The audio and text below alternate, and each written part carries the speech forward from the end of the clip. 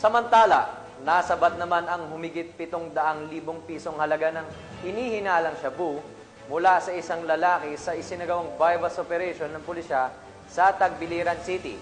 Magbabalita dyan si Patrol Woman Flora May Azares. Nasa korte ng kapulisan ng Tagbilaran City ang 714K halaga ng shabu sa isinagawang bypass operation ng mga otoridad sa Purok 3 Manlangit Street, Barangay San Isidro, Tagbilaran City, Bohol, noong ika-30 ng Nobyembre taong kasalukuyan.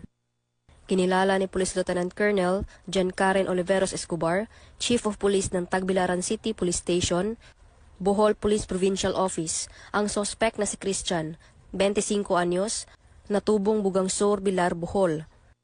Batay sa ulat ng pulisya, bandang alas 3:55 ng hapon nang ikinasa ng mga operatiba ang bypass operation na nagresulta sa pagkaaresto ng sospek at pagkakakumpiska ng 5 pakete ng hinihinalang shabu na may timbang na 105 gramo at may standard drug price na 714,000 pesos. Bypass money, Vivo na cellphone, pouch at black na Yamaha Sniper na motor. Samantala, kasalukuyang nasa kustodiya ng Tagbilaran CPS ang sospek at mahaharap sa kasong paglabag sa RA 9165 o Comprehensive Dangerous Drugs Act of 2002. This accomplishment reflects our unwavering commitment to eradicate illegal drugs under Oplan Limpio Tagbilaran. I commend the relentless efforts of our operatives and extend my gratitude to the community leaders and media representatives who witnessed and supported this operation.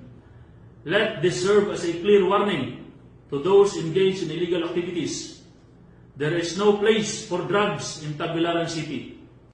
Ang Tagbilaran City PNP ay walang tigil sa pagsasagawa at pagpapaigting ng kampanya laban sa mga gumagamit at nagbebenta ng iligal na droga upang masiguro ang kaayusan ng kanilang nasasakupan. Dahil sa bagong Pilipinas, ang gusto ng pulis, ligtas ka.